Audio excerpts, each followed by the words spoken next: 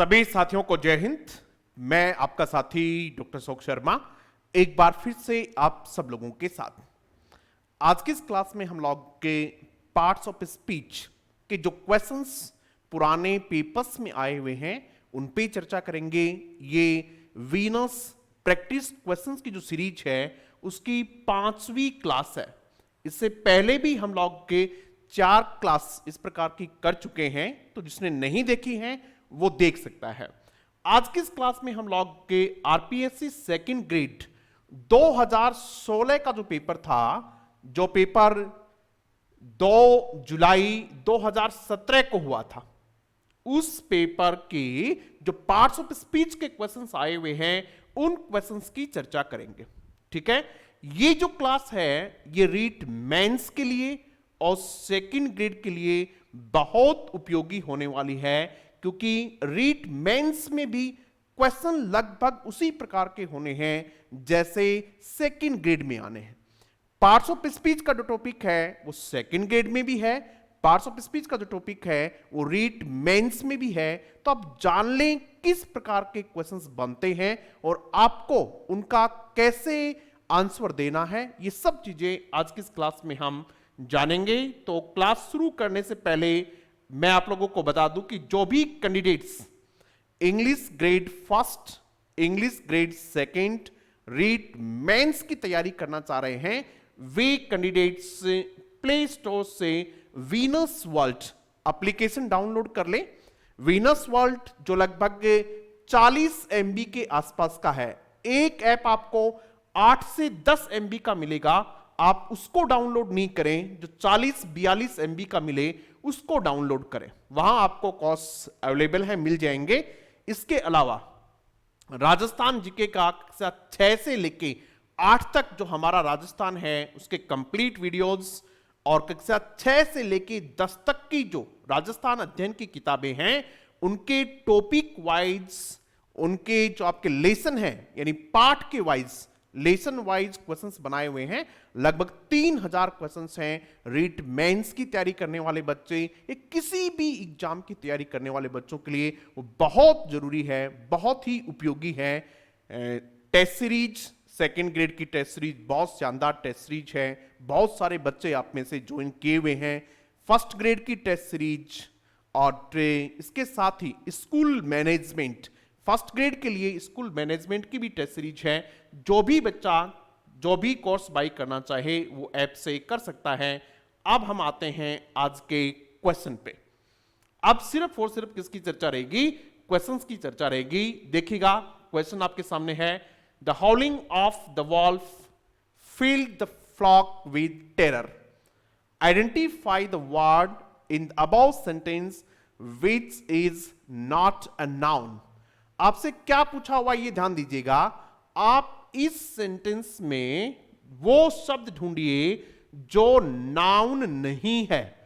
तो इसका मतलब ये हुआ कि ये जो क्वेश्चन है ये identification of parts of speech पे है, पार्ट्स ऑफ स्पीच के पहचान पे क्वेश्चन है। इससे पहले जो हमने क्वेश्चंस किए थे इससे पहले वाली क्लास में, उसमें भी बहुत सारे क्वेश्चन ऐसे ही थे कि आप इस वर्ड को पहचानिए, ये कौन सा पार्ट ऑफ स्पीच है। बिल्कुल वैसा ही क्वेश्चन ये है। इसमें पूछा है कि ऊपर जो है उनमें से नाउन कौन सा नहीं है ये बताना है। इसका मतलब पहले नाउन पहचानोगे तभी तो बताओगे ये नाउन नहीं है। तो नाउन पहचानने के कई तरीके हो सकते हैं। मैं आप लोगों को कुछ तरीके बताता हूं आज कि आप नाउन कैसे पहचानेंगे। सबसे पहला जो तरीका होता है नाउन पहचानने का वो होता है, इस क्वेश्चन का आंसर बाद में करेंगे, पहले काम की चीजें और पढ़ लेते हैं। सबसे पहला जो तरीका होता है नाउन पहचानने का वो होता है सिमेंटिक, SEMANTIC। क्या होता है बेटा? सिमेंटिक आइडेंटिफिकेशन होती है। उसके बाद में जो दूसरा होता है वो होता है सिंटैक्टिक, SYNTACTIC। सिंटैक्टिक होता है। और तीसरा जो होता है वो होता है morphological identification, morphological, MORPHOLOGICAL, morphological identification. डरने की जरूरत नहीं है। कई बच्चे समझेंगे सर ये पता नहीं क्या क्या समझा रहे हो, बहुत आसान चीजें हैं। सिमेंटिक का मतलब होता है अर्थ से रिलेटेड। किसी भी पार्ट ऑफ स्पीच को आप पे उसके मीनिंग से समझेंगे। यानी नाउन का मतलब होता है किसी भी व्यक्ति, वस्तु, स्थान या दशा के नाम को क्या कहते हैं? नाउन कहते हैं। जैसे आपको पता चला कि ये चेयर है, CHAIR। इस चेयर का मीनिंग आपको पता चला कि ये एक कुर्सी होती है, उसका नाम क्या है? उसको चेयर कहा जाता है। समझ में आ गई बात? तो इस वर्ड को जब आपने पहचाना, इस अकेले शब्द को, इसके आगे पीछे आपको कुछ नहीं दिया हुआ है, सिर्फ चेयर लिखा हुआ है, और आपने कहा कि साहब ये क्या है? नाउन है। तो आपने इसको कैसे पहचाना भाई? आपने इसको इसके मीनिंग के आधार पर पहचाना। वो होता है semantic identification of a noun. आपने पहचाना BOY बॉय, और आगे और पीछे कुछ नहीं लिखा हुआ है, सिर्फ कहा हुआ बॉय को पहचानिएगा। तो आप कैसे पहचानेंगे बॉय को भाई कि कौन सा पार्ट ऑफ स्पीच है? जब तक आपको बॉय का मीनिंग नहीं पता होगा तब तक आप उसका पार्ट ऑफ स्पीच नहीं बता पाएंगे। तो ये होता है कौन सा? सिमेंटिक। समझ में आ गई बात? अब ये होता है सिमेंटिक के बाद में एक दूसरा जो आइडेंटिफिकेशन होता है जो आपको समझना चाहिए, वो होता है सिंटैक्टिक। क्या होता है ये मैं बताता हूं इसका। सिंटैक्टिक का अर्थ ये होता है कि किसी सेंटेंस में वर्ड्स का अरेंजमेंट, किसी सेंटेंस में फ्रेजेस का अरेंजमेंट, उस सेंटेंस को कंप्लीट बनाने के लिए किया जाता है, उसको सिंटैक्टिक कहते हैं। समझ में आ गई बात? क्या है ये अरेंजमेंट है। ARRANGEMENT। क्या है बेटा? ये अरेंजमेंट ऑफ वर्ड्स। ठीक है, क्या करने के लिए? To formulate a sentence, to form a sentence. एक सेंटेंस बनाने के लिए शब्दों का उस सेंटेंस में ठीक ठीक जगह अरेंज करना क्या कहलाता है? सिंटैक्टिक कहलाता है। समझ में आ गई बात? ये सिंटेक्स वर्ड आपने सुना होगा, वो भी यही है। इस आधार पे आपको क्या पहचानने हैं? पार्ट ऑफ स्पीच पहचानना है। कैसे भाई? जैसे मैंने लिखा, एक बार इनको बाकी को मिटा देता हूं, समझाता हूं। बहुत काम की चीज आपको आज समझाने वाला हूं और आपको लगेगा कि सर इस तरीके से भी पार्ट्स ऑफ स्पीच पढ़े जाने चाहिए। देखिएगा, राहुल इज या फिर Rahul has bot, BOUGHT, Rahul has bought a car. ध्यान से समझेंगे भाई। इसमें एक सेंटेंस लिखा हुआ है, ये क्या लिखा हुआ है? ये देखिएगा, कार लिखा हुआ है, और ये क्या लगाया हुआ है? आर्टिकल का यूज हुआ है। अब मैं एक सेंटेंस और लिखता हूं, राहुल हैज, ये है भाई, Rahul has bot, BOUGHT, Rahul has bot A TYNGRT, और ये ली मानो ये है TYRNG, ऐसे ही कुछ लिखा है मैंने। अब आप इसका मीनिंग जानते हो क्या? ये बताओ भाई। आप में से कोई भी बच्चा ये मैंने क्या लिखा है उठपटांग, इसका मीनिंग जानते हो? नहीं जानते ना। इसका तो मीनिंग आप जानते हो कि कार क्या होती है, इसलिए मीनिंग के आधार पर भी आप इसको क्या कह दोगे कि साहब ये तो नाउन है। लेकिन सभी शब्दों का मीनिंग आपको आए इसकी कोई गारंटी नहीं है। तो आप उसको कैसे पहचानेंगे? वाक्य में, सेंटेंस में उसके फंक्शन के अनुसार पहचानेंगे, सेंटेंस में उसके प्लेस के अनुसार पहचानेंगे, कहां उसका प्रयोग किया हुआ है। इस आधार पे हम बता देंगे कि वो क्या है? नाउन है। ये देखिएगा, ये आर्टिकल है, और आर्टिकल के बाद ये जो शब्द है, चाहे इसका कुछ भी मीनिंग रहा हो, ये 100% क्या है? ये 100% क्या है? नाउन है। समझ में आ गई बात भी? क्लियर हो गई? यानी वे शब्द जो किसके साथ आते हो? आर्टिकल के साथ आते हो, वे निश्चित रूप से क्या होते हैं? नाउन होते हैं। निश्चित रूप से नाउन होते हैं। समझ में आ गई बात? यानी ये देखिएगा, कितने भी सेंटेंस आप लिख लीजिएगा, पहचानने का तरीका बताता हूं। देखो मैं आपको समझाने की कोशिश करते हैं। जैसे देखिएगा, he took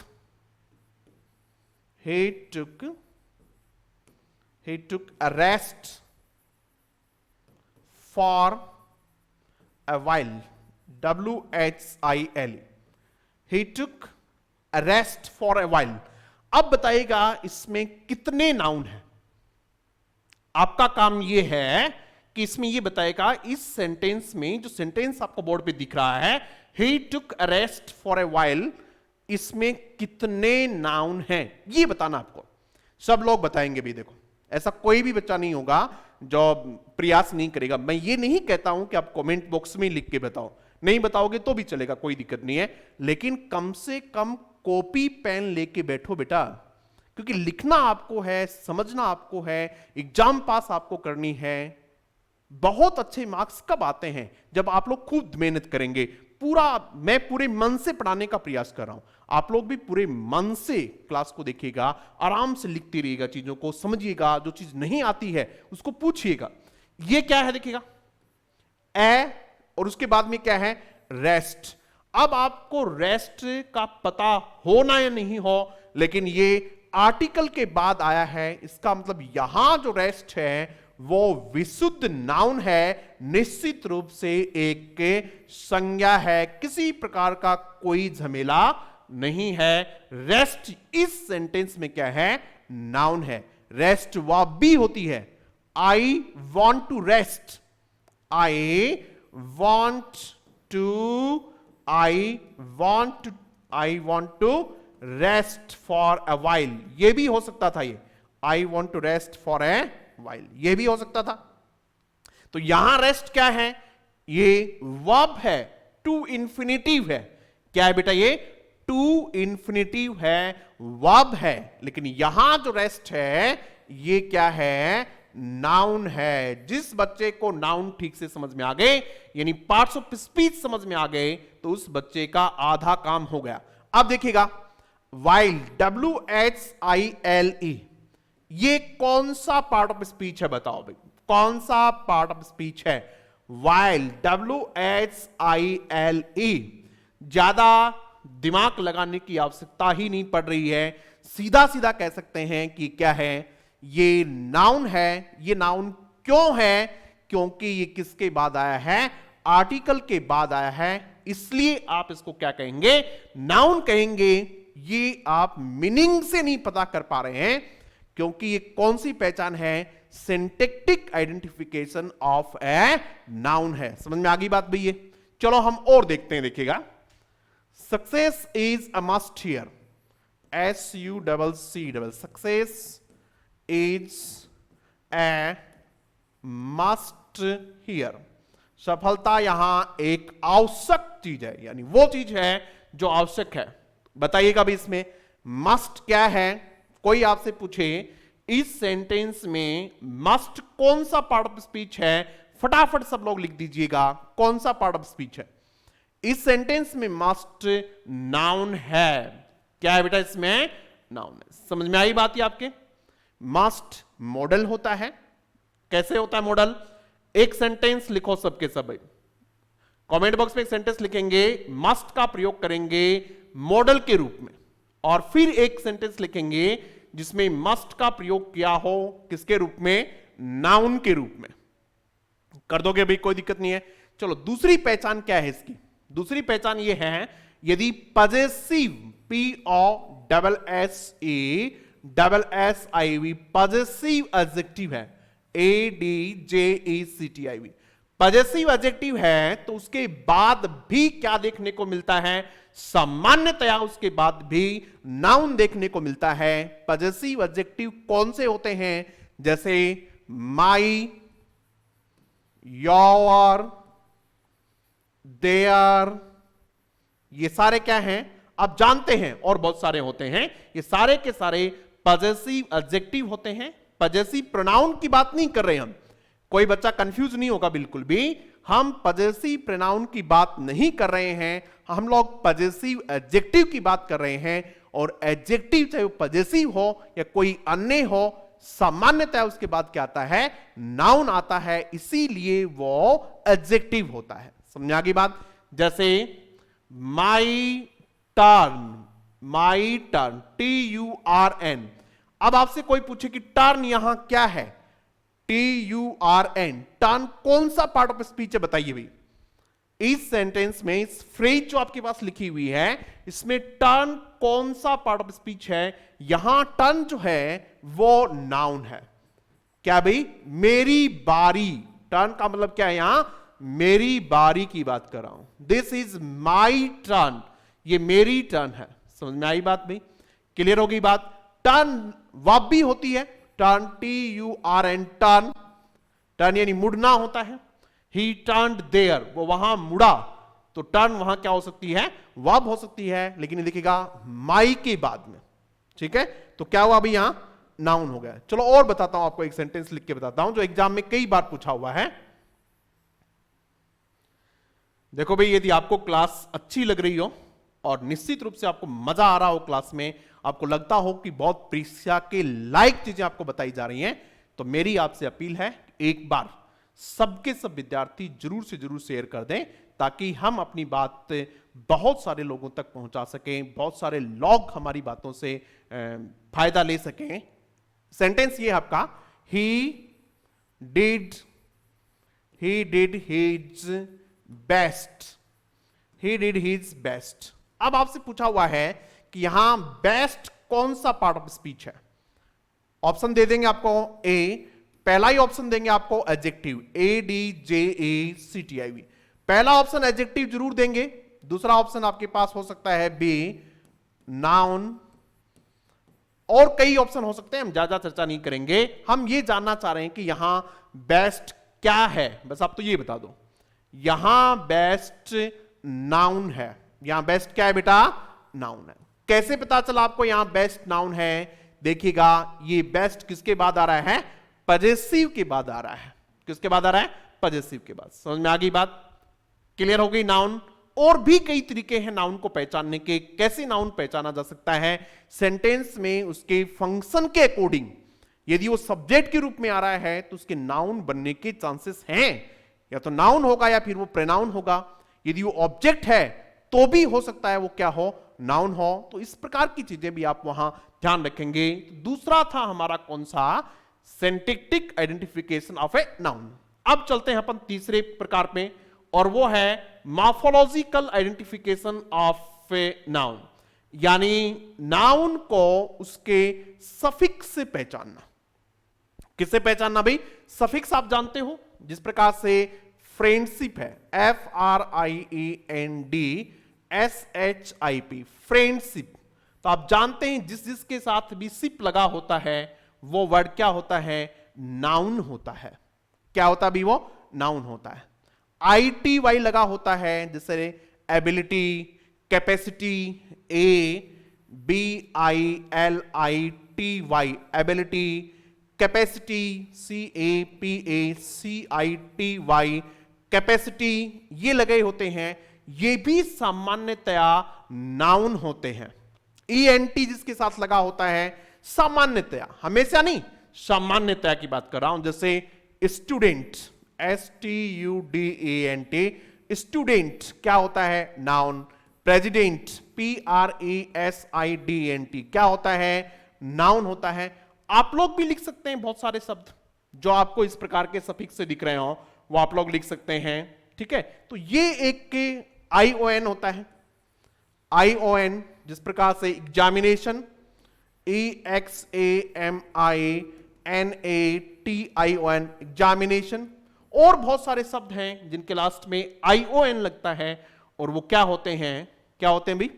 नाउन होते हैं। तो नाउन की एक ये भी पहचान होती है। मेरी राय आप लोगों से ये है कि आप इस पहचान पे ज्यादा नहीं जाएं, इस पहचान पे ज्यादा नहीं जाएं। आपको जिस पहचान का सबसे ज्यादा ध्यान रखना है वो कौन सी रखनी है? सिंटैक्टिक वाली रखनी है, जो मैंने अभी इससे पहले बताई थी, उसका ध्यान रखना है। समझ में आ गई बात भाई? नाउन कैसे पहचानोगे? कई बच्चों को बड़ी दिक्कत आती है कि सर कैसे पहचाने, कैसे पहचाने।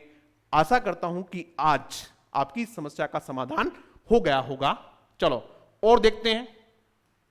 अब इस सेंटेंस में आते हैं, जिस सेंटेंस को 2016 की एग्जाम में आरपीएससी ने पूछा था, उस पे आते हैं। आप देखिएगा, ये आपका सेंटेंस है भाई।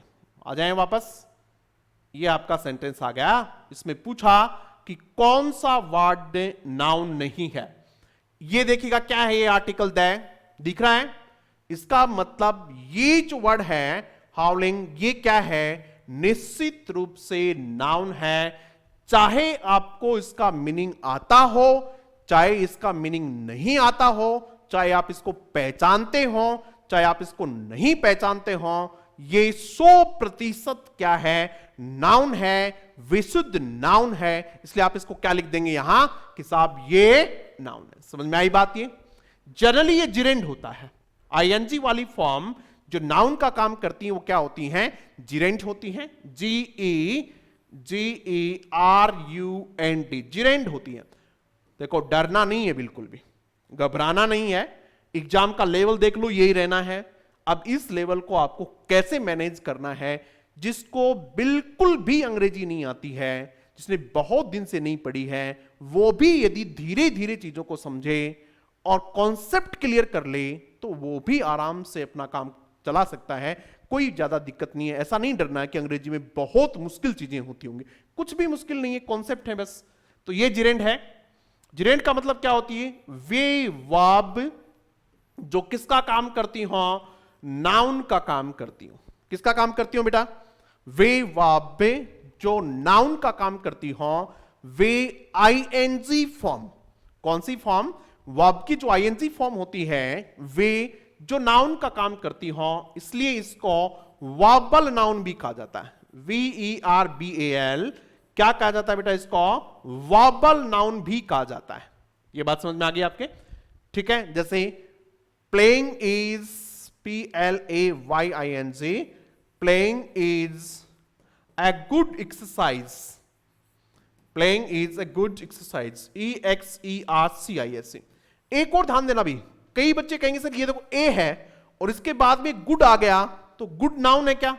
नहीं, गुड नाउन नहीं है। यदि आर्टिकल के बाद नाउन तो है, ये देखो एक्सरसाइज नाउन है, लेकिन इससे पहले ये क्या है, ये एडजेक्टिव है। समझ में आ गया? यदि आर्टिकल और नाउन के बीच में एक ही शब्द हो तो वो निश्चित रूप से क्या होता है, एडजेक्टिव ही होता है। ध्यान से सुनिएगा क्या कह रहा हूं। यदि नाउन और ये देखिएगा नाउन है और ये आर्टिकल है, इसके बीच यदि कोई भी शब्द है तो पक्का कंफर्म क्या है, वो एडजेक्टिव ही हो सकता है। कितने भी एग्जाम्पल आप लिख लीजिएगा, सभी एग्जाम्पल्स में यही होगा, क्योंकि आर्टिकल के बाद नाउन आना चाहिए और नाउन से पहले कौन हो सकता है, एडजेक्टिव हो सकता है। कई बार क्या हो सकता है, एक से ज्यादा शब्द भी हो सकते हैं। कंफ्यूज मत होना भाई। देखो जैसे ये भी हो सकता है ए वेरी इंटेलिजेंट स्टूडेंट, ये भी हो सकता है a very intelligent, INTELLIGENT, a very intelligent student, एक बहुत ही इंटेलिजेंट स्टूडेंट की बात है। अब देखिएगा ये ए है, क्लियर होगी बात। अब ए के बाद नाउन आएगा कंफर्म, लेकिन वो नाउन कहां है, ये स्टूडेंट नाउन है। तो इससे पहले ये क्या है, एडजेक्टिव है, और एडजेक्टिव से पहले ये जो वेरी है ये किसके लिए आई है, तो ए जो शब्द है ये पक्का किसके लिए है, स्टूडेंट के लिए। इंटेलिजेंट किसके लिए है, स्टूडेंट के लिए। वेरी जो है ये केवल और केवल इंटेलिजेंट के लिए है। कितना इंटेलिजेंट है, वेरी, और इंटेलिजेंट क्या है, एडजेक्टिव है, इसलिए एडवर्ब है। तो इतना ध्यान देंगे आप समझाएंगे। हम बात कर रहे थे किसकी, जिरेंड की बात कर रहे थे। तो यानी जिरेंड भी क्या होता है, नाउन होता है। Walking is a good exercise, ठीक है। Playing cricket is a good habit. तो ये सारे के सारे क्या हैं, इसलिए इसको भी क्या मानेंगे, नाउन मानेंगे। ऑफ द, ये देखिएगा ये भी किसके बाद है, आर्टिकल द के बाद। तो ये भी निश्चित रूप से क्या है, नाउन है। चलो भाई एक काम करो, जितने भी बच्चे जानते हैं इसका सही फोनेटिक ट्रांसक्रिप्शन लिखो, WOLF। इस वर्ड का सही फोनेटिक ट्रांसक्रिप्शन आप में से कौन लिख सकता है, प्रयास जरूर करें, जिसको भी आता है। देखो वॉल्फ मत लिखना, क्योंकि वॉल्फ लिखेंगे तो मैं पूछता ही नहीं। इसका वुल्फ होता है, क्या होता है, इस प्रकार से वुल्फ। ये इसका सही फोनेटिक ट्रांसक्रिप्शन होता है और एग्जाम में इसी वजह से पूछ लिया जाता है कि ओ है तो क्या होना चाहिए, ओ नहीं है तो ऊ है, इसलिए थोड़ा अलग है, इसलिए पूछ लेते हैं। इसका प्लूरल भी लिखो भाई, प्लूरल भी लिखेगा, इसका प्लूरल लिखने की कोशिश कीजिएगा, फटाफट लिख दो कमेंट बॉक्स में। आगे देखिएगा, filled the flock with terror,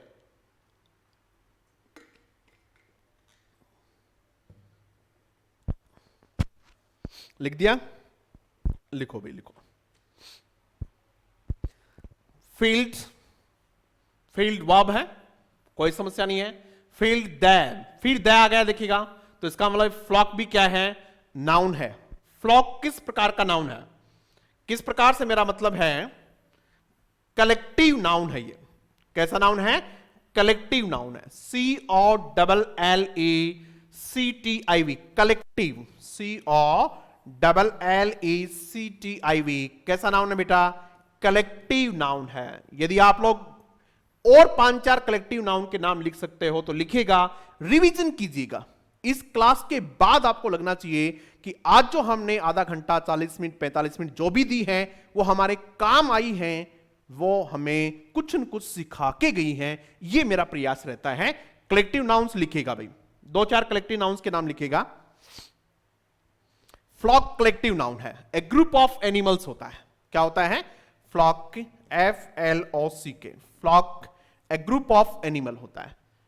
इनकी एक बड़ी विशेषता यह होती है कि इनके बाद जब ये फ्रेज में होते हैं तो इनके बाद प्लूरल नाउन आता है। कैसे, समझिएगा क्या कहना चाह रहा हूं। इस प्रकार का क्वेश्चन पूछा हुआ है इसी एग्जाम में, 2016 की एग्जाम में ही पूछा हुआ है, इसलिए आपको बता रहे हैं। जैसे a flock, FLOCK, a flock of animal, ANIMAL, ये सही है क्या, ये सही है या नहीं है बताइएगा। ए फ्लॉक ऑफ एनिमल, उसके बाद लिखिएगा a flocks, FLOCKS, a flocks of animals, ANIMALS, ये ठीक है क्या। तीसरा, flock of animals, FLOCK, flock of animals, ANIMALS, animals, ये ठीक है क्या। अब सोच रहे होंगे बीच में कहां फंसा दिए। इस प्रकार का क्वेश्चंस 2016 की एग्जाम में ही पूछा है, जिस पेपर को आज हम सोल्व कर रहे हैं। देखो भाई, फ्लॉक का मतलब होता है कलेक्टिव नाउन, तो ये कलेक्शन होगा, कलेक्शन होगा, इसका मतलब इसके आगे यहां जो ऑफ के आगे आएगा वो हमेशा प्लूरल नाउन आएगा। क्या आएगा भाई, यहां प्लूरल नाउन आएगा, यानी ये होना चाहिए ए फ्लॉक ऑफ एनिमल्स होना चाहिए। क्लियर है, ए के बाद प्लूरल नहीं होना चाहिए, ए फ्लॉक्स नहीं होना चाहिए। फ्लॉक के से पहले ए होना जरूरी है, क्योंकि ए सिंगुलर माना जाता है।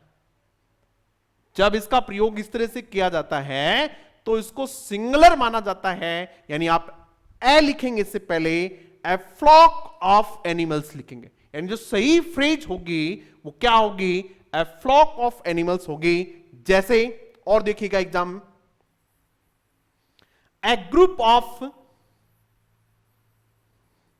जैसे देखिएगा ये है ए GROUP, A group of students, STUDENTS, A group of students, ये सही है। कभी ऐसा नहीं हो सकता ए ग्रुप ऑफ स्टूडेंट हो ही नहीं सकता, ए ग्रुप ऑफ स्टूडेंट नहीं हो सकता, कभी भी ऐसा कभी नहीं हो सकता, ए ग्रुप ऑफ स्टूडेंट हो ही नहीं सकता, क्योंकि इसके बाद जो आएगा वो क्या आएगा, प्लूरल नाउन आएगा। ए बैंड ऑफ म्यूजिशियंस, क्या आएगा, ए बैंड ऑफ म्यूजिशियंस, ठीक है। A bunch of grapes, a series of, आगे कुछ भी इवेंट्स हो सकता है, a series of SERIES, a series of events हो सकता है। क्या हो सकता है बेटा, सीरीज ऑफ इवेंट नहीं हो सकता, क्या होगा, सीरीज ऑफ इवेंट्स होगा। कई बात समझ में आई आपके, बिल्कुल समझ में आई। चलो आगे और देखिएगा, और क्या समझे भाई हम इसमें, एक बात और समझनी इसमें, देखिएगा फिल जो वर्ब है, फिल, FILL, फिल, इसके साथ विद फिक्स्ड प्रपोजिशन होता है। क्या होता है, फिक्स्ड प्रेपोजिशन होता है क्या? विद। फिल के साथ विद आता है। Fill in the blanks with correct preposition. ठीक है, filled with gas, the room was filled with, तो फिल के साथ क्या आता है? विद आता है। क्या लिखा हुआ देखिएगा यहां? विद लिखा हुआ। एक एक चीज को समझिएगा। टेरर, टेरर भी क्या है? नाउन है। क्लियर हो गई बात? समझ में आ गई? अब ये हो सकता है किस प्रकार के नाउन थे वो आप देखते रहेंगे। इसमें एक बात और देखिएगा भाई, एग्जाम में इस प्रकार के क्वेश्चंस भी पूछे हुए हैं। मैंने आपको पहली क्लास में भी कहा था कि हमने बहुत मेहनत करके आप लोगों के लिए जितने भी 9 पेपर पहले हुए हैं सभी पेपर्स के क्वेश्चंस निकाल लिए। आपको बुक के फॉर्म में बहुत जल्दी एक प्रैक्टिस बुक आपके सामने मिलेगी, उसमें मिल जाएंगे। और उनको हमने एक एक को देखा तो जाना किस प्रकार के क्वेश्चंस पूछे जाते हैं। जैसे एक क्वेश्चन पूछा हुआ था, एन एक्ट ऑफ, यहां था एन एक्ट ऑफ, यहां आपको भरना था। पहला है TERRORIS, terrorism, terrorist, TERRORIST, terrorist. दोनों में से एक बना था, ए और B. An act of terrorism आना चाहिए। क्या आना चाहिए?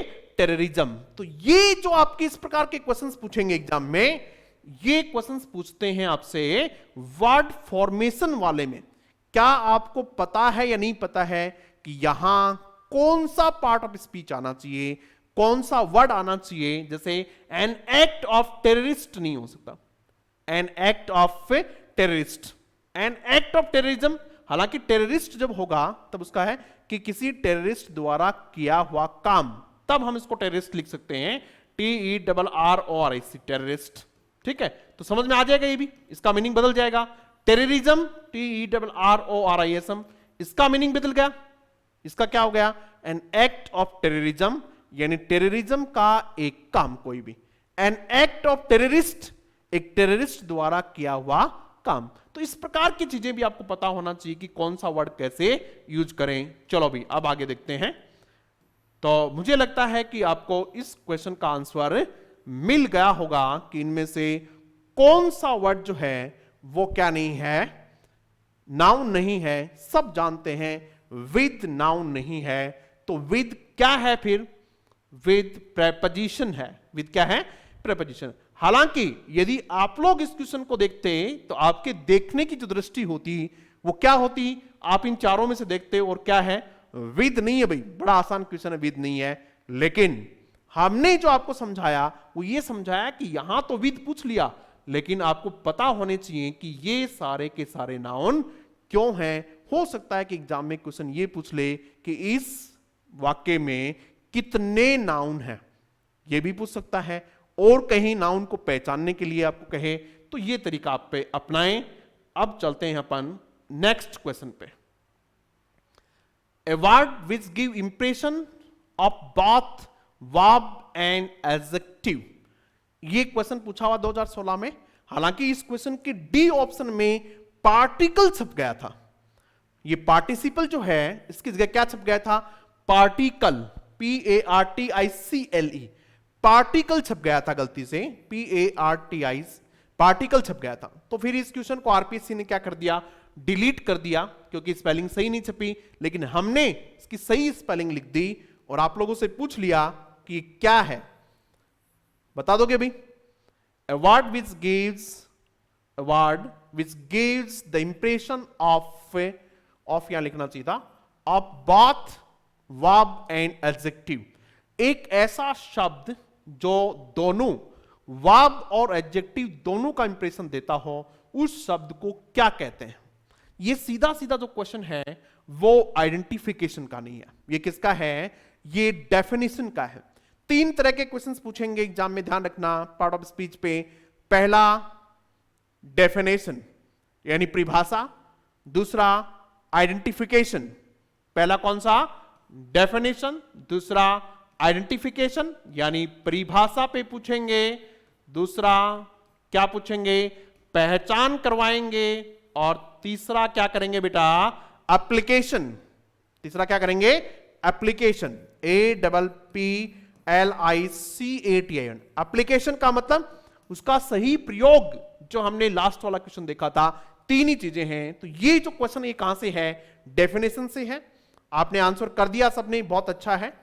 ये आपको नॉन फाइनाइट वर्ब जब आप पढ़ते हो उसमें दो प्रकार की वर्ब आप पढ़ते हैं। एक तो जिरेंट, GERUND, जो वर्ब के साथ साथ क्या होती है? नाउन भी होती है।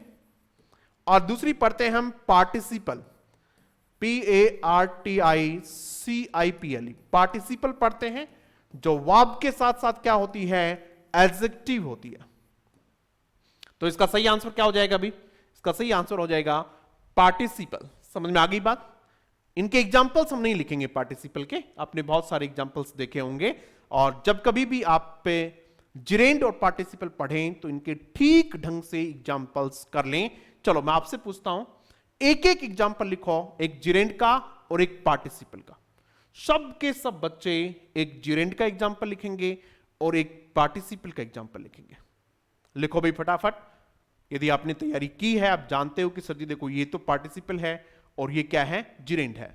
पार्टिसिपल कितने प्रकार की होती हैं? तीन प्रकार की होती हैं, प्रेजेंट, पास्ट और परफेक्ट पार्टिसिपल। यदि तीनों के लिख सकते हो तो तीनों के लिखो, यदि आपने तैयारी की हुई है। और यदि अभी आपने तैयारी नहीं की है तो पार्टिसिपल और जिरेंड पे क्वेश्चंस पूछते हैं, ये आपके दिमाग में आ गई होगी। क्योंकि इससे पहले वाला क्वेश्चन था उसमें जो हाउलिंग वर्ड था वो क्या था? जिरेंड था। इसका मतलब जिरेंड से क्वेश्चन पूछा है। इसमें किससे पूछा है? पार्टिसिपल से। इसका मतलब जिरेंड और पार्टिसिपल आपको पता होने चाहिए। समझ में आ गई बात भाई? इनके एग्जाम्पल्स आप जरूर याद करेंगे कि भाई पार्टिसिपल का एग्जाम्पल ये है, जिरेंड का एग्जाम्पल ये है। जैसे मैं चलो लिख ही देता हूं भाई, आप लोग सोचेंगे कि सर ने बताया नहीं हमें। जिरेंड के हमने बता दिए थे। जिरेंड के जैसे dancing is a good habit. Dancing is a good habit. ठीक है, क्या हो गया? A dancing girl, a dancing girl, ठीक है, a dancing girl does not care of anybody। ठीक है, a dancing girl यहां लिख दिया नाचती हुई। ठीक है, तो ये जो वर्ड है ये आपका गाते हुए, दौड़ते हुए, जाते हुए, ये करते हुए, वो करते हुए, इस प्रकार की जब डेफिनेशन आती है तो वो आपकी क्या कहलाती है? वो आपके पार्टिसिपल कहलाती है, प्रेजेंट पार्टिसिपल। चलो एक एग्जांपल और बताते हैं। एक पास्ट पार्टिसिपल का एग्जांपल और लिखिएगा। कैसे? अ टाइप्ड लेटर, TYPED, अ टाइप्ड लेटर। देखिएगा ये जो टाइप्ड है ये इस लेटर का क्या है? एडजेक्टिव है। बेसिकली टाइप क्या है? वर्ब है। उस वर्ब का क्या बनाया हुआ है? एडजेक्टिव बनाया हुआ है। तो वर्ब और एडजेक्टिव हैं, इसका मतलब ये क्या है? ये आपके पार्टिसिपल है। A broken chair, A broken chair, a broken chair. ठीक है, ये ब्रेक वर्ब से बना हुआ ब्रोकन है, तो ये वर्ब भी है और यहां चेयर के लिए क्या है? एडजेक्टिव है। इसका मतलब ये हुआ कि वर्ब और एडजेक्टिव जिसमें आती हैं वो क्या कहलाती है? पार्टिसिपल कहलाती है। जिरेंड क्या कहलाती है देख लिया हमने। नाउन प्रोनाउन क्या होते हैं ये हम देख चुके हैं।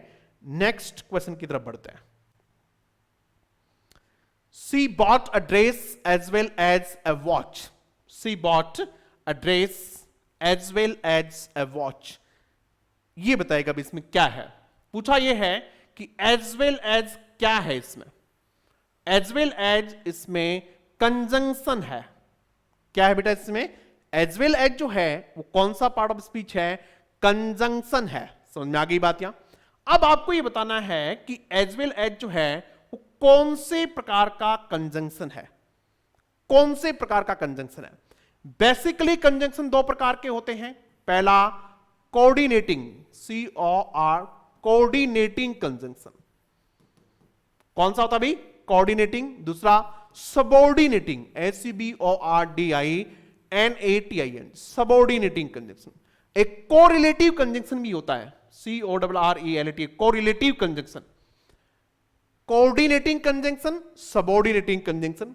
कोऑर्डिनेटिंग कंजंक्शन वे होते हैं जो इक्वल ग्रामेटिकल जो स्टेटस होता है उनको जोड़ते हैं, जो कंपाउंड सेंटेंस बनाते हैं वे क्या कहलाते हैं, कोऑर्डिनेटिंग कंजंक्शन कहलाते हैं। आपका काम यह है कि आप पे कोऑर्डिनेटिंग कंजंक्शंस के प्रकार बताइए। यदि आपने पढ़ा है तो बताइएगा कोऑर्डिनेटिंग कंजंक्शंस कितने प्रकार के होते हैं। लिखो भाई, फटाफट लिखिएगा कोऑर्डिनेटिंग कंजंक्शंस। देखो, जो बच्चा मौज मस्ती के चक्कर में क्लास में आ गया, मानो आज कोई बच्चा पहली बार क्लास में आया है और इसको लगा कि क्लास में चलेंगे और मौज मस्ती करेंगे, ऐसे ही कुछ सुनते रहेंगे, गुरुजी कुछ ऐसे ही सुनाते रहेंगे, वो तो आज लगता है कि फंस गया दिखता है, क्योंकि उससे इतने सारे क्वेश्चंस पूछे जा रहे हैं, इतना सारा उसको खुद को लिखना पड़ रहा है। केवल सीरियस विद्यार्थी हमारे पास होते हैं, केवल वे विद्यार्थी होते हैं जिनको पढ़ने की ललक होती है, वे विद्यार्थी होते हैं जिनको सिलेक्शन की चाहत होती है, जिनके सिलेक्शन का जुनून होता है। लिखो बेटा, फटाफट लिखिएगा कंजंक्शन के प्रकार। मैं लिखता हूं आप लोगों के लिए। पहला जो प्रकार होता है वो कौन सा होता है भाई, कम्युलेटिव कंजंक्शन होता है। कौन सा होता है, cumulative conjunction, COMMULATIV, cumulative conjunction, CONJUNCTIV। उदाहरण लिखो फटाफट कम्युलेटिव कंजंक्शन के। इसी का दूसरा नाम है कॉपुलेटिव कंजंक्शन, COPULATIV, कॉपुलेटिव कंजंक्शन, CONJUNCTIV। इसी का दूसरा नाम है कम्युलेटिव कह दो या फिर क्या कह दो, कॉपुलेटिव कंजंक्शन भी कह सकते हैं। एग्जाम में इस प्रकार का कोई शब्द आ सकता है, ध्यान रखना। कौन कौन से होते हैं इसमें, जो जोड़ने का काम करते हैं, जो एडिशन का काम करते हैं, जैसे एंड होता है कम्युलेटिव कंजंक्शन है, बोथ एंड होता है कम्युलेटिव कंजंक्शन है। आप भी लिखो फटाफट साथ साथ। एज वेल एज होता है, कौन सा कंजंक्शन होता है, कम्युलेटिव कंजंक्शन होता है। Not only but also, not only but also कौन सा कंजंक्शन होता है, कम्युलेटिव कंजंक्शन होता है। समझ में आ गया। तो आपसे पूछा एज वेल एज कौन सा है, तो ये कम्युलेटिव कंजंक्शन है या फिर कौन सा है, कॉपुलेटिव कंजंक्शन है। समझ में आ गई बात ये। चलो दूसरा प्रकार लिखो इसका। इसका दूसरा जो प्रकार है वो लिखेगा कौन सा है, adversative conjunction, adversative conjunction, ADVERSATIV, adversative conjunction, जो दो ऑपोजिट चीजों को जोड़ने के काम आते हैं, बट, यट, स्टिल, नेवरदलेस, ये इसमें होते हैं। कौन कौन से, yet, but, still, nevertheless, while, whereas, इस प्रकार के जो कंजंक्शन होते हैं वो किस में होते हैं, एडवर्सेटिव कंजंक्शन में होते हैं। तीसरा प्रकार लिखिए अल्टरनेटिव कंजंक्शन। कौन सा कंजंक्शन भाई, अल्टरनेटिव कंजंक्शन। क्या पढ़ रहे हैं हम लोग, कोऑर्डिनेटिंग कंजंक्शन के प्रकार लिख रहे हैं। Alternative conjunction, ALTERNATIV, alternative conjunction, CONJUNCTIV। जिन बच्चों ने सेकंड ग्रेड का कोर्स हमसे लिया हुआ है उनको ये टिप्स पे होनी चाहिए, उनको ये बहुत अच्छे से रटी हुई होनी चाहिए, बहुत अच्छे से समझी हुई होनी चाहिए, बहुत अच्छे से उनको याद होनी चाहिए। एक एक चीज वो ऐसे बोलनी चाहिए जैसे एग्जाम के लिए आज ही तैयार हैं। इतनी सारी प्रैक्टिस मैंने आप लोगों को करवाई हुई है। तो यहां आंसर दीजिएगा फटाफट, अल्टरनेटिव कंजंक्शन कौन कौन से होते हैं, लिखो फटाफट अल्टरनेटिव कंजंक्शन लिखिएगा।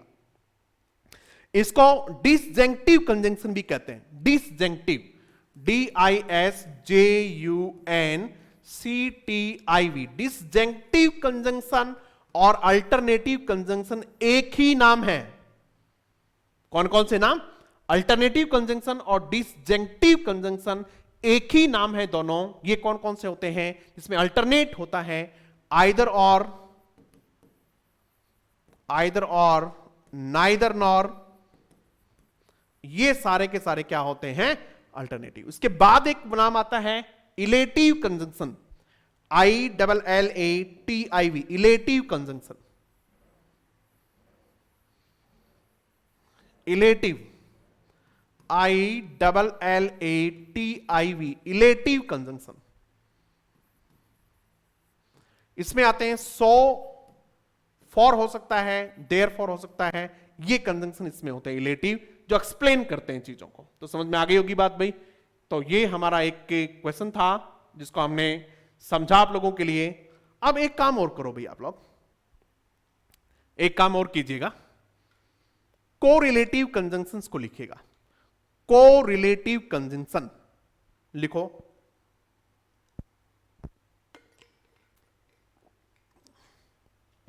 कोरिलेटिव कंजंक्शन कौन से होते हैं? कोरिलेटिव कंजंक्शन जो पेयर में चलते हैं। किस में चलते हैं?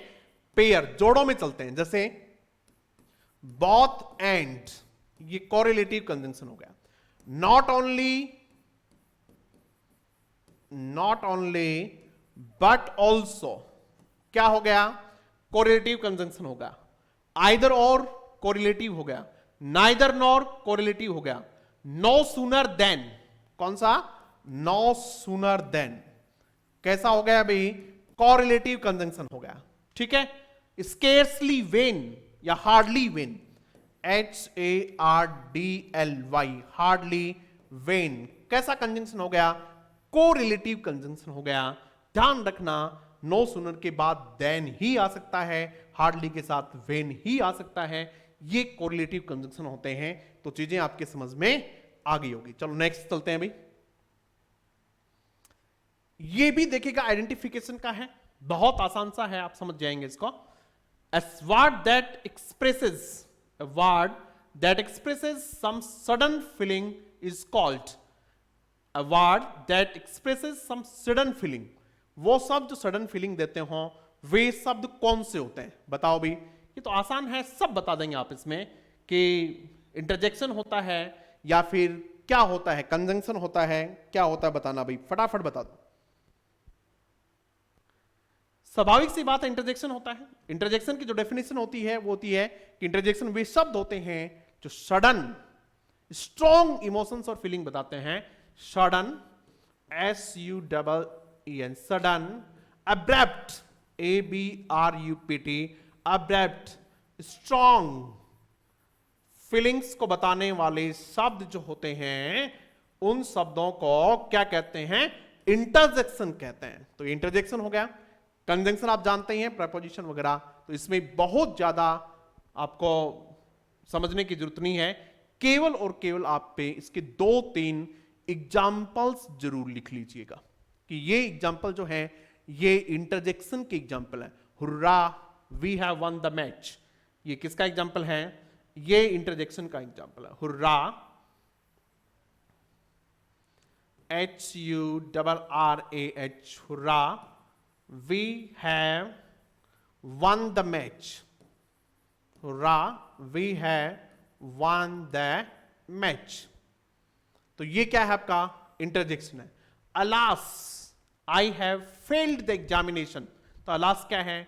ये आप समझते हो कि इंटरजेक्शन है, तो कोई समस्या इसमें नहीं आनी है। आगे देखते हैं। ये फिर आइडेंटिफिकेशन का है। बेटा मैं कोशिश ये कर रहा हूं आपको बताने की कि आपकी एक समझ विकसित हो जाए कि पार्ट्स ऑफ स्पीच पे किस प्रकार के क्वेश्चंस आपको तैयार करने हैं। 3 ही प्रकार के करने हैं, आइडेंटिफिकेशन, डेफिनेशन और एप्लीकेशन। तीनों चीजें याद करेंगे, तीनों चीजें समझेंगे, तब क्वेश्चन आपके क्लियर होंगे। That which adds to meaning of a verb, वे शब्द जो वर्ब की मीनिंग को कुछ ऐड करते हो उनको एडवर्ब कहते हैं। क्या कहते हैं भाई? एडवर्ब कहते हैं।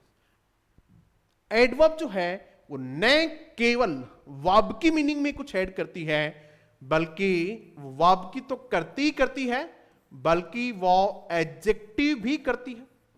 एडजेक्ट, ADJECT, एडजेक्टिव के मीनिंग में भी कुछ ऐड करती है, और तीसरा एडवर्ब के मीनिंग में भी ऐड करती है। इससे पहले वाली क्लास में भी हमने बताया था कि एडवर्ब जो है वो वर्ब, एडजेक्टिव और एडवर्ब तीनों को मॉडिफाई कर सकती है, नाउन को मॉडिफाई नहीं करती है। ये ध्यान रखना। यहां एग्जांपल लिखेंगे एक फटाफट, एक एडजेक्टिव को मॉडिफाई करने वाले का एग्जांपल लिखेंगे और एक एडवर्ब को मॉडिफाई करने वाली एडवर्ब का एग्जांपल लिखेंगे, क्योंकि मैंने आप लोगों को पिछली क्लास में लिख के बताए थे सबके, आज नहीं बताऊंगा। आज आप लोग लिखेंगे, आप लोग जरूर लिखेंगे, चाहे कमेंट बॉक्स में लिखो, चाहे कॉपी पेन में लिखो। यहां नहीं लिखो तो क्लास देखने के बाद लिखना, जहां आपने नोट्स बनाए हुए हैं यदि वहां नहीं लिखे हुए हैं ऐसे तो वहां ऐड करेंगे जाके, लेकिन एग्जाम के लिए अपने आप को तैयार जरूर करेंगे। क्वेश्चन नंबर 6, हेलो,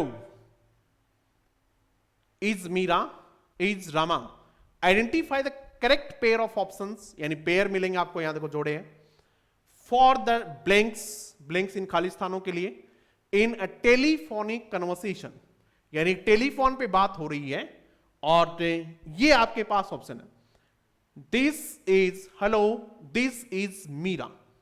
जब भी आप एड्रेस करते हो तब डिमॉन्स्ट्रेटिव प्रोनाउन जो होता है दिस का प्रयोग किया जाना चाहिए। Hello, this is doctor Ashok Kumar Sharma. Hello, that is my friend Ramesh, वो मेरे मित्र रमेश हैं। दिस इज माय सिस्टर ज्योति, ये मेरी सिस्टर ज्योति हैं। इस प्रकार से जब आप एड्रेस कर रहे होते हैं तब आपको डिमॉन्स्ट्रेटिव प्रोनाउन का प्रयोग करना होता है, और वो इसमें कौन से हैं, दिस और दैट हैं। दिस और दैट नंबर 2 में भी हैं, लेकिन वहां और इसमें क्या अंतर देखिएगा, दिस इज यानी आप बोल रहे हैं तो नजदीक के लिए किसका प्रयोग करेंगे, दिस का प्रयोग करेंगे, और इज दैट यानी कोई आदमी दूसरी जगह है उसके लिए आप क्या करेंगे, इज दैट रमा। समझ में आया भाई? अभी हमने समझाया कि this is Ramesh, that is Puja, तो ये दैट उसके लिए आप ये नहीं कहेंगे, पूजा के लिए हमने सी क्यों नहीं लिखा। सुन लो, जब आप एड्रेस कर रहे होते हैं किसी को इस प्रकार से, तब आप पे डिमॉन्स्ट्रेटिव प्रोनाउन का प्रयोग करेंगे, किसकी बजाय, पर्सनल प्रोनाउन की बजाय। डिमॉन्स्ट्रेटिव ज्यादा बेटर रहता है, इसलिए अक्सर आप सुनते हैं कोई आदमी अपने आप को एड्रेस करता है तो क्या कहता है, hello, this is mister Singh, इस प्रकार से हम लिखते हैं। ये नहीं आएंगे माई और माइन में। बताओ भी, माई क्या है, यानी कौन सा पार्ट ऑफ स्पीच है, माइन कौन सा पार्ट ऑफ स्पीच है, लिख दो, फटाफट लिख दो। माई कौन सा है, माइन कौन सा है। माई जो है पजेसिव एडजेक्टिव है, POSSESSIV, पजेसिव एडजेक्टिव है, ADJECTIV, पजेसिव एडजेक्टिव है।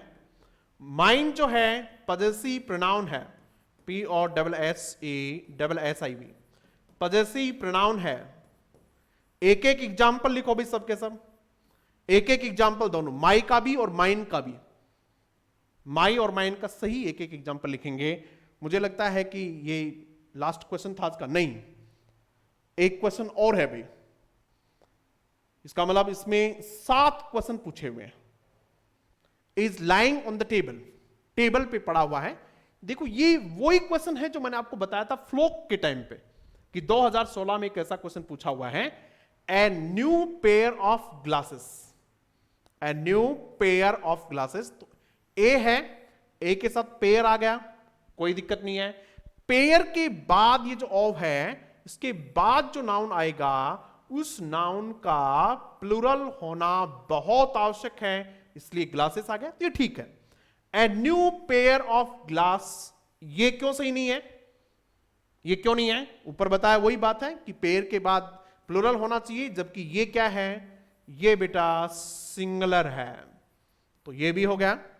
ए न्यू पेयर्स, ये क्यों गलत है, क्योंकि ए के बाद, ये देखो ए है, इसके बाद क्या आना चाहिए, सिंगुलर आना चाहिए।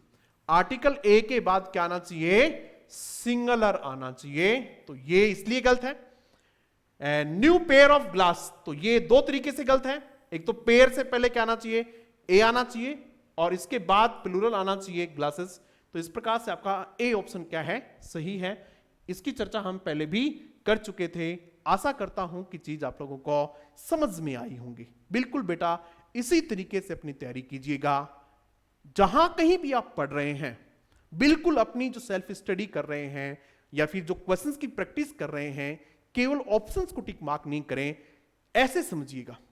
मैं आपको समझा रहा हूं कैसे पढ़ना है, आप खुद अपनी तैयारी ऐसे कीजिएगा और अपने साथियों के साथ क्लास को जरूर शेयर कर दीजिएगा। Thank you very much.